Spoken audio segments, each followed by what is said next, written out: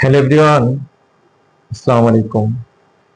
Doctor G M মেধা page থেকে আমি doctor গোলাম মাসুদ মেধা আমার ভুবনে সকলকে স্বাগতম। শুভ সন্ধ্যা। আজকে একটা ব্যতিক্রম বিষয় নিয়ে কথা বলবো।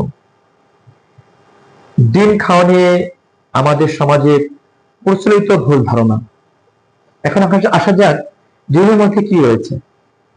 ডিমের মধ্যে রয়েছে ভালো কোলেস্টেরল, ডিমের মধ্যে রয়েছে আয়রন, ডিমের মধ্যে রয়েছে ভিটামিন এ, ভিটামিন বি 12,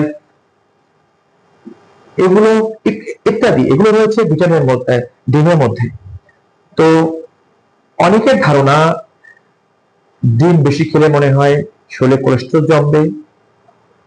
অনেক চিকিৎসকরা বলতে শুনেছি, তারা বলেছে যাদের হাইপার টেনশন রয়েছে, যাদের কোলেস্টেরলের সমস্যা রয়েছে, তাদের ডিম খেতে নিষেধ করা হয়, অথবা ডিমের কুসুম ফেলে দিয়ে সাদা অংশটা খেতে বলা হয়। আসলে সাদা অংশের মধ্যে তো কিছুই নাই। আমরা যদি ডিমের কুসুমই না খাই, তাহলে আমরা পুষ্টিগুণটা আমার শরীর কোথা থেকে পাবে?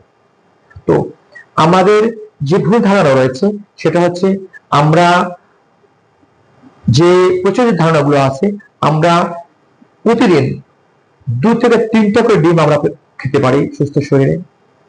ডিমে আমাদের লিভার ভালো থাকে, আমাদের শরীরে পর্যাপ্ত ভিটামিনের ঘাটতি পূরণ করে। ডিমে আমাদের অস্থিসন্ধির যে প্রদাহ তা কমাতে সাহায্য করে। ওভারঅল আমাদের শরীরটাকে ব্যালেন্স করে। সুতরাং আমাদের ভুল ধারণা থেকে আমরা বেরিয়ে আসবো। আমরা প্রতিদিন খাদ্য তালিকায় ডিম রাখবো এবং কুসুম সমেত রাখবো। তো